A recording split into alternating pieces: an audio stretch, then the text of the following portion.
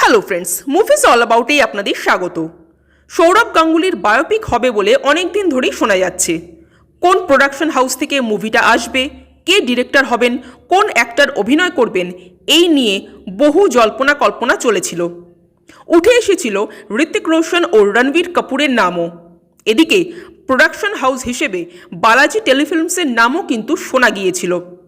একতা কাপুর চেয়েছিলেন সৌরভ গাঙ্গুলির বায়োপিক বানাতে, কিন্তু এসব কোনো কিছুই শেষ পর্যন্ত আর হয়ে ওঠেনি।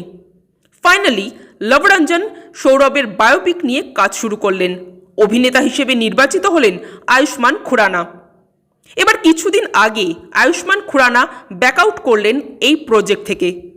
কারণ হিসেবে জানালেন যে তার ডেট নিয়ে কিছু সমস্যা হচ্ছে, এবং এও জানালেন যে যেহেতু বলিউডে প্রচুর বায়োপিক হয় তাই জিনিসটা বড্ড একঘেয়ে হয়ে যাচ্ছে, তাই তিনি কোনো বায়োপিকে কাজ করতে চান না।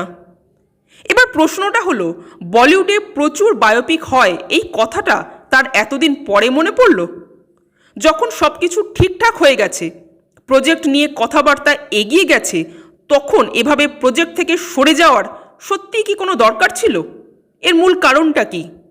কারণটা কি কলকাতায় ঘটে যাওয়া আরজি করের ঘটনা এবং সেই ঘটনা নিয়ে সৌরভ গাঙ্গুলির বক্তব্য? হয়তো তাই।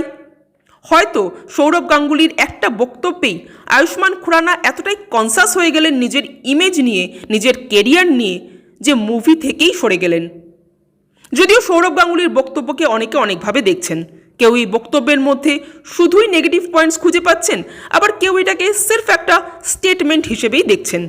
যাই হোক, সেটা যার যার নিজস্ব দৃষ্টিভঙ্গি, সেই নিয়ে আমি কোনো মন্তব্য করব না, কারণ এটা আমাদের আলোচ্য বিষয় নয়।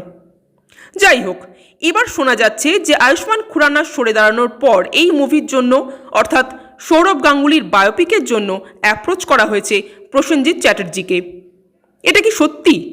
আমি জানি না এর মধ্যে ঠিক কতটা সত্যতা আছে, কারণ এটা যদি সঠিক খবর হয় তাহলে আমি বলবো এর চাইতে ভুল ডিসিশন আর কিচ্ছু হতে পারে না।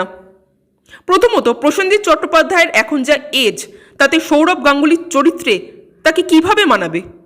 কারণ সৌরভ গাঙ্গুলির বায়োপিক মানে অবভিয়াসলি তার কেরিয়ারটাই মেনলি দেখানো হবে, অর্থাৎ তার অল্প বয়সটাই দেখানো হবে।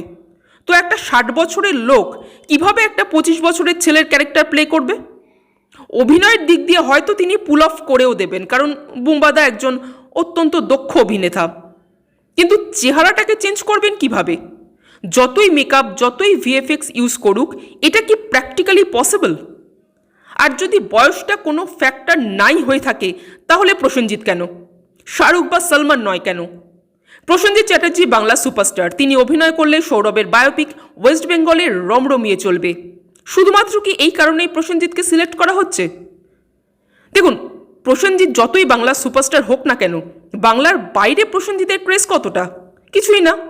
হ্যাঁ, বাংলার বাইরেও মানুষ তাকে চেনেন, কিন্তু ঘরে ঘরে সবাই চেনেন, সবাই তার ফ্যান, তা তো নয়।